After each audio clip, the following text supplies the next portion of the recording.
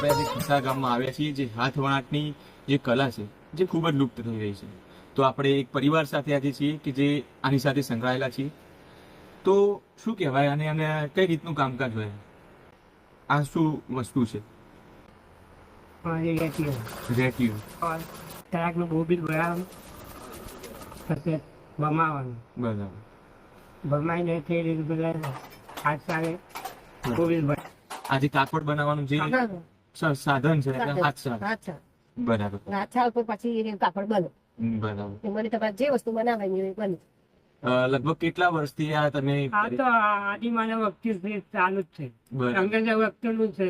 બરાબર. તમે કેટલા વર્ષથી આના સાથે છો સંકળાયેલા? અમે અમારા આખી જિંદગી બરાબર.